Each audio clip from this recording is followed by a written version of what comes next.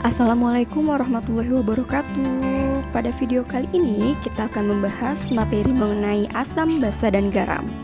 Untuk lebih jelasnya silahkan disimak video pembahasan berikut ini. Ketika kita menambahkan cuka atau perasan jeruk limau pada kuah soto, maka kita akan mendapatkan rasa asam pada kuah tersebut.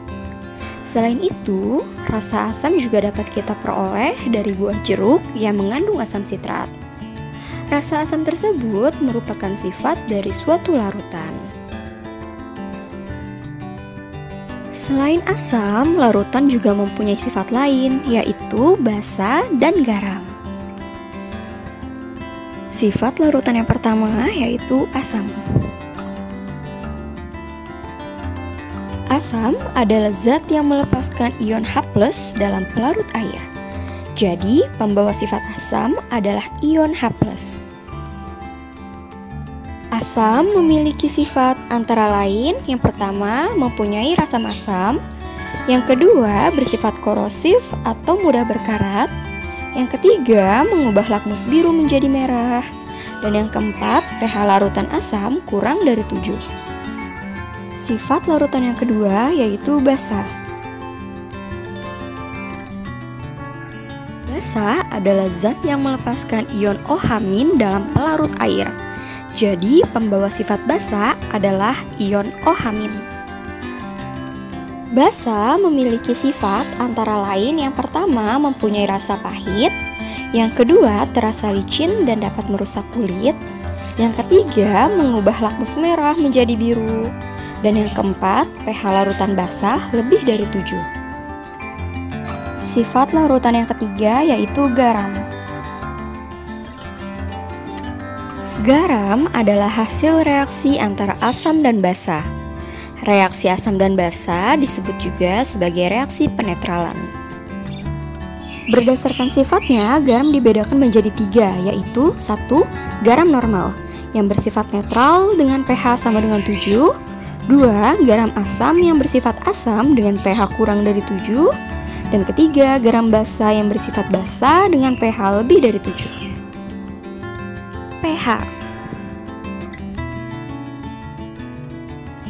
pH adalah skala keasaman dan kebasaan dari suatu zat.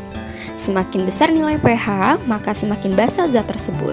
Sebaliknya, semakin kecil nilai pH, maka semakin asam zat tersebut. Nilai pH berkisar antara 0 sampai 14. Untuk kriteria nilai pH yaitu yang pertama, zat asam memiliki pH kurang dari 7, zat netral memiliki pH sama dengan 7, dan zat basa memiliki pH lebih dari 7.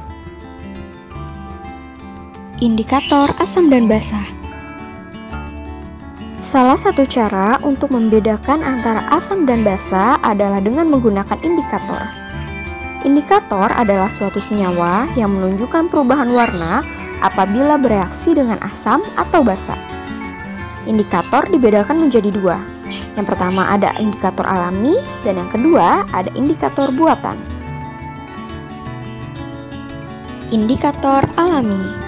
Indikator alami adalah indikator yang dibuat menggunakan ekstrak tumbuh-tumbuhan seperti bunga, umbi, kulit buah, dan juga daun-daunan yang berwarna. Contoh indikator alami antara lain kunyit, kubis ungu, dan juga bunga sepatu.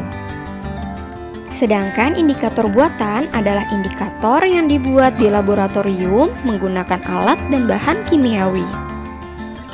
Ada 2 jenis indikator buatan, yaitu indikator larutan dan indikator kertas.